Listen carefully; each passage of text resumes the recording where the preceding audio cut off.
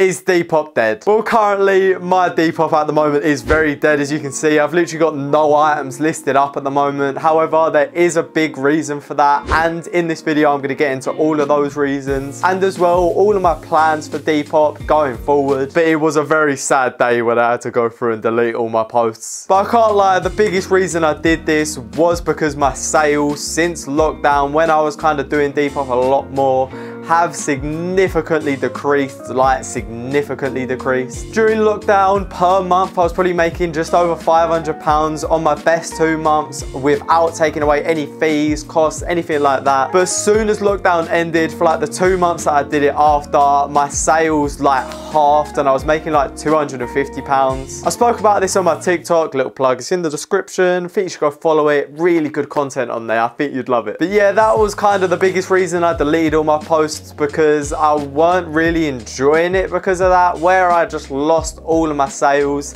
it kind of does kill the fun a little bit. Depop wasn't all just for sales, but obviously that is a big part of it. Why would you do it if you weren't just looking for sales? But I know it's not just me who's experienced this. I know loads of sellers have seen this since lockdown ended. Their sales just reduced. I know Retro Jamie is one of the biggest ones. He's even stepped away from Depop, and don't think just for that reason, but that probably did play a factor in it as well. The reason I deleted all of my posts was because I just didn't like any of the items that I had on my Depop, and that is a massive thing, I think, when selling on Depop. You've got to like the clothes that you're selling, otherwise it's just not going to be fun. I know when I started, I didn't think that was true, and yeah, now it's come back to bite me. And as well, the other reason that I've kind of stepped away from Depop at the moment is because obviously, as I said, I've lost all my sales, and for the amount of time that I was putting into Depop, but then to lose all of my sales, lose all of my traction, all of the interaction I was getting, and then to go to pretty much nothing in comparison,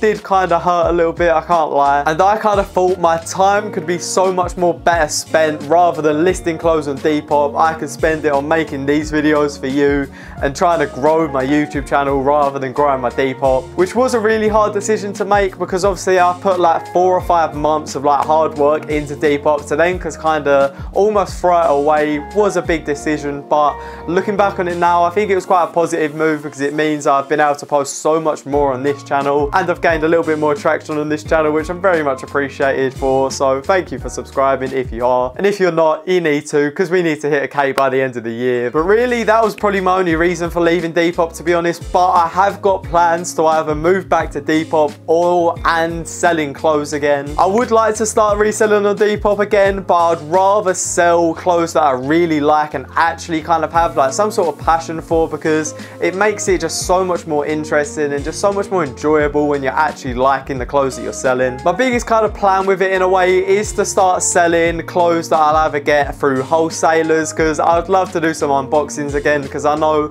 loads of yous liked it, and can't lie, it was one of my favorite videos to make, because how can you not love unboxing something? It's just so much fun, especially those vintage bales. But at the moment for me, the issue with buying the wholesalers is that you do end up with lots of stuff that you don't really like, and I don't want to go buy a bale just for a video and end up with loads of crap which I'll have to sell on my Depop, which I won't enjoy selling again, and then I'll just end up in the same loop. But if there's any resellers out there or wholesalers out there that want to send me a bale, I'd be happy to unbox it and then resell it on, and I'll give it all away for like steals for all of you lot just to buy if you do want to buy it. But talking about giving the stuff away for steals, that's another thing that I'd really like to do. With all the thrifting videos, I would like to pick up items in the videos and then put them on Depop, even put them on my own website, which would really be the dream, and give them away to you for steals. And it'd be nice just to kind of give back to you in a way. Once again, I have to find stuff I actually like and stuff that yous will actually like. That's the hardest part. But let me know in the comments what kind of style you have and what kind of clothes you're interested in. If you're just interested in vintage, or if you're interested in kind of like designer vintage, a bit like what I am, like